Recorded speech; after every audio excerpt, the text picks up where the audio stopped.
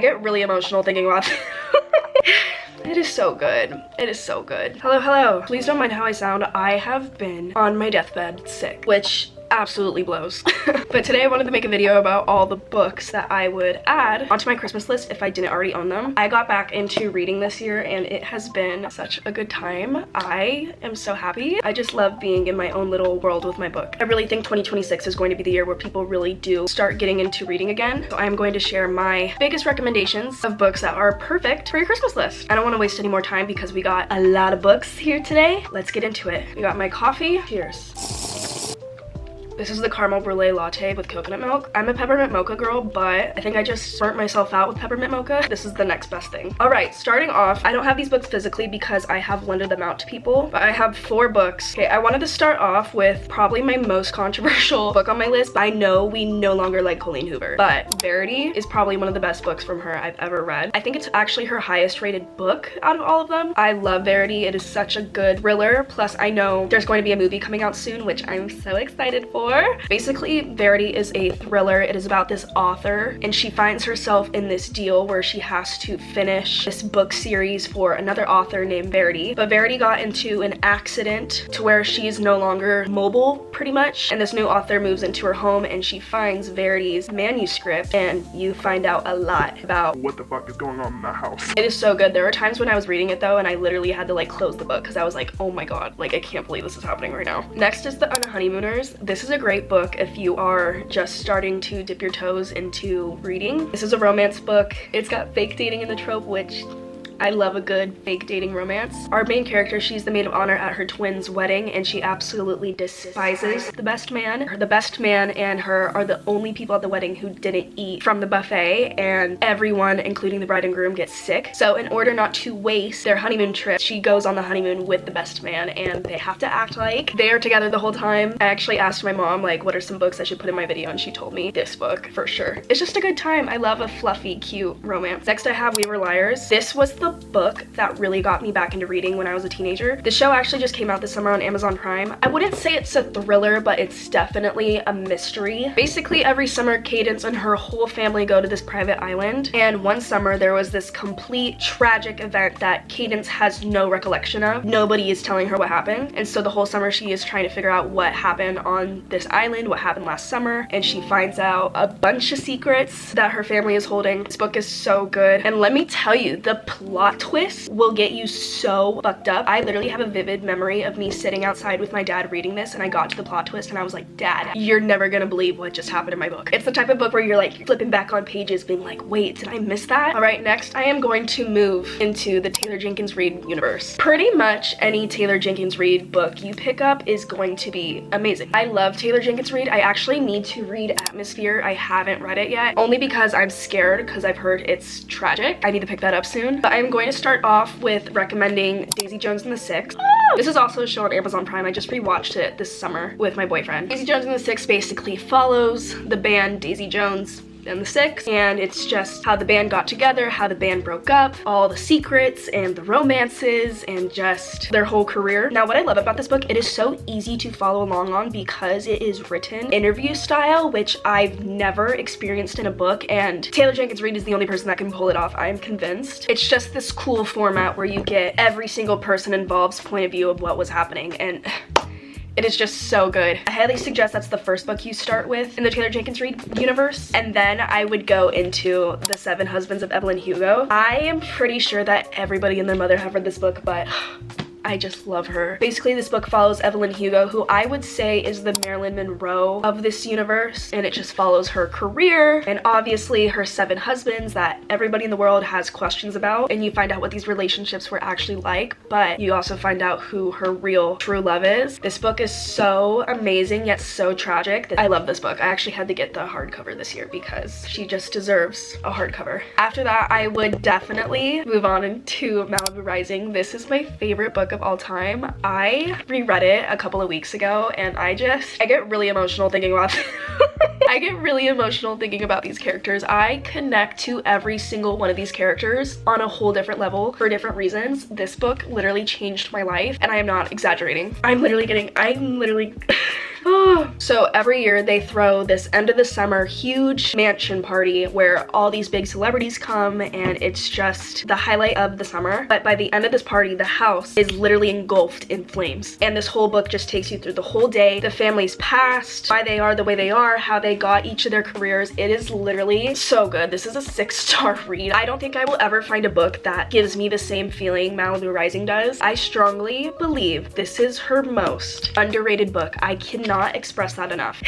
It is so good. It is so good. All right, moving on. I suggest the Powerless series. Now, there's so much controversy about this whole series, which I completely understand and completely agree with. But did I still have a pretty good time reading this? Yes, I did. So the Powerless series contains 3 books, 2 novellas. You don't have to read the novellas, but I highly and strongly recommend you do. We have Powerless, Reckless, Fearless, and then Powerful and Fearful. If you are wanting to get into fantasy, I highly recommend starting off with these books. It's just an easy world to follow and an easy magic system. Now in Powerless, the world is divided by ordinaries and elites, and basically elites have powers, ordinaries, they're ordinary, they don't got jack shit. So our main character Peyton, she is an ordinary, and she is posing as an elite in order to survive because ordinaries are not allowed to be in this kingdom. And one day she finds herself accidentally saving the Prince Kai, which basically causes Peyton to be put into these games with a whole bunch of other powerful elites, and she has to survive. I had a fun time reading this. The world building was really fun and just, like I said, easy to follow. The romance is really good. You really see the romance really build in book 2. This series is fun. This series is a good time. Fourth Wing, you guys, listen. I was a Fourth Wing hater. I would literally tell myself I am never gonna read that book. Everyone hypes it up. There's no way it's that good. Finally picked it up. By chapter 1, I was done for. I'm only on the first book. I ordered the second book. I'm waiting for the third book to be in paperback. You guys. This is the first fantasy book that really has made me feel something, and that has really had me kicking my feet. I'm literally getting giddy thinking about this book. We follow Violet, who is pretty much forced by her mom to join the Writer Quadrant. She was supposed to be a scribe, but her mom said hell no. And basically she is in college learning about dragons, how to ride dragons. She has to eventually bond with a dragon. But what is so cool about this is that the dragons talk. They like speak. It is so good. It is also an enemies to lovers slow burn. I have no words. Also, they are basically fighting for the death at this school. Like, if you die, you die. You are just another name on a tombstone. They do not give a fuck. So good. This is a 5-star read for me already, and I haven't even finished. I'm so excited to read the rest of the series. Then I have the Dirty Air series by Lauren Asher. These are books that had me kicking my feet and squealing. I love these. I love these books. These are interconnected standalones that follow F1 drivers that are all in the same friend group. They're all connected to each other. It's a very much a found family series. First book we have is Throttled. This is Brother's Enemy. Oh my god, I love this book. Maya's brother Santiago is an F1 driver, and Noah is her brother's biggest rival, and he is also like F1 royalty. And you basically follow along the whole F1 season, and Maya's traveling with her brother, and her and Noah have this weird attraction to each other, even though they both know they're supposed to hate each other. It's also one of those satisfying enemies to lovers romance where things aren't fully rushed into. I feel like throughout this book you could see how the relationship is built and just the tension between them. So good. This is my favorite one in the series. Next we have Collided, which is Maya's best friend Sophie, and we also follow Liam, who is like the F1 golden child basically, and Sophie's dad is the principal for the team Noah drives for, and Liam is pretty much their rival. But Liam finds this list that Sophie has, and it's like a bucket list of things she wants to do, and Liam helps Sophie complete it. Next we have Wrecked. Now this follows Liam's best friend Jax, who is off his rocker, basically makes a fool of himself, and Elena is his PR agent who has to fix it all. She ends up having to live with him because of how unreliable he is, so there is forced proximity in this book. I also really liked it because in the previous books everybody in the relationships are rich and Elena is pretty much broke, so seeing that dynamic of this guy who pretty much has all this money compared to Elena was really done well well. Then finally, this is my second favorite book in the series, and that is Redeemed. This follows Maya's brother Santiago, and this is a few years later after these books take place. Basically, something happens to Santiago where he has to give up driving and he becomes this depressed, grumpy guy. And this girl named Chloe comes along, pretty much have to act like they are dating. I really love this book because you see Chloe give Santiago his confidence back, and also you see Chloe find herself. I wouldn't say they are enemies, but they definitely do not like each other in the beginning. This whole series is so good. I actually think it's really one of Lauren Asher's more underrated series. I need to read fine print in those books eventually, as if my TBR isn't piling up. All right, moving on. I never know how to say this name and I always feel so bad. Emily Let me look this up. Radakovsky. Okay, I don't know if that's right, but you get the point. She wrote this book called My Body, and it is basically about just her experience in the industry. This book was so interesting to me. I'm not a big fan of celebrities writing books. I find that it's really hard for me to pick it up or even relate to it, but I found myself really relating to this book for some reason. I absolutely adored it. I should really read this again. One of my favorite quotes is in here. I believe she was talking about her boyfriend in this part. But you're a model, you're like known for your beauty, he said, confused, waiting for an explanation. I never knew how to answer. I wanted to tell him that I didn't need boys. I like to say that. I was happy to hear that kind of thing on set when I was making money, but in my private life, I didn't want it. Some part of me was attempting to resist the way I learned to conflate beauty and specialness with love. No thanks, I'd think. I don't want whatever it is they're trying to offer. I don't want their mirror. I don't want the you're the most beautiful kind of love. I really love that quote. Definitely the most underrated pick out of all the books that I'm showing in this video. All right, moving on. These last few are series. I'm going to start with the off-campus series. Now these covers are different than what they sell now, which makes me feel very special. But these are also interconnected sports romances. Basically in this whole series, you are at Briar U and you are following the romances of this friend group on the hockey team. My all-time favorite is The Deal. This is about Hannah and Garrett. Basically, Hannah and Garrett make this deal that she is going to tutor him to help him boost his GPA so he can stay on the hockey team, and he is going to help her make another guy jealous. I love this book. I actually need to reread this series before the TV show comes out. This is dual point of view, which I love. Pretty much all of the series I've shown are dual point of view. I actually really can't wait for the show. I know people are in arms about the casting, but I'm really excited. And we have The Mistake. This follows John Logan and Grace. This is a second chance romance. From what I remember, I believe their freshman year they were together, and then John Logan made a really dumb mistake, and then no, I just realized that's why it's called The Mistake. Duh. And that's why it's called The Deal.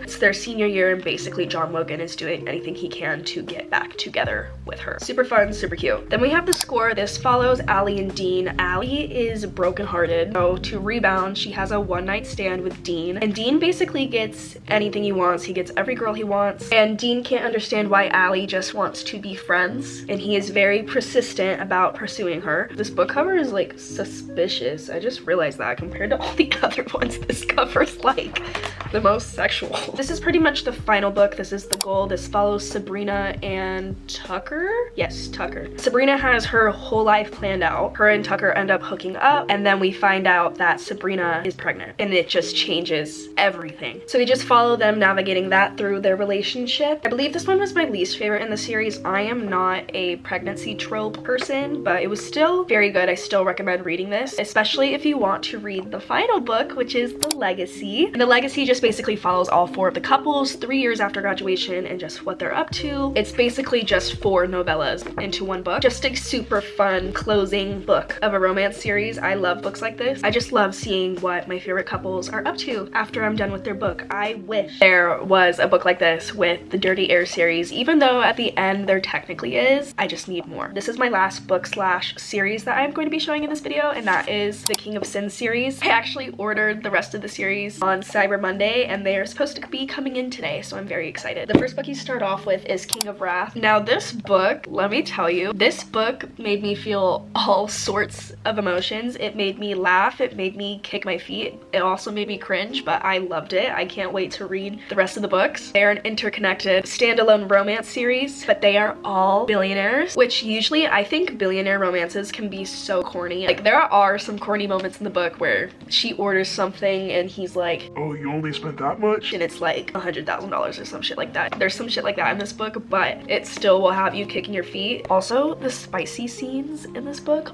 they're insane. They are crazy. They are crazy. Each book is obviously based on a different sin. So King of Wrath, it follows Vivian and Dante. Dante is a millionaire CEO. Vivian's dad is this millionaire of a jewelry company, and basically he tells Vivian, you gotta marry, and sets up this marriage with Dante. But we find out there is a reason that Dante and Vivian are set up by her father, because her father knows something that can take down Dante. Enemies to lovers, forced proximity, arranged marriage. So good. I loved this one. Now there are only 4 other books out right now in the King of Sin series. I know the next one is King of Pride. Next is King of Greed. Then we have King of Sloth. Then finally we have King of Envy, which I'm so excited to read this book. The plot just sounds crazy. My package comes later today. I need it here now. I literally can't wait. These are all the books that I recommend putting on to your Christmas list if they already are on there, or if you're just starting to get into reading. I have really loved getting back into reading this year. It has been such a nice escape for me. I can't wait to see what I read in 2026. I am so excited. I haven't made a YouTube video in such a long time, so if you're watching this and if you have made it all the way through, thank you so much for watching. It means the world. But let me know if you guys are planning on reading any of these books, or what books you have on your Christmas list. I'm really excited for Christmas this year. I love Christmas. Last year did not feel holly and jolly, let's say that, and this year I'm feeling a lot better, so I'm very, very excited. Let me know what you guys are reading. Let me know what you're asking for Christmas. I love you. Thank you for watching. I will see you on my next video.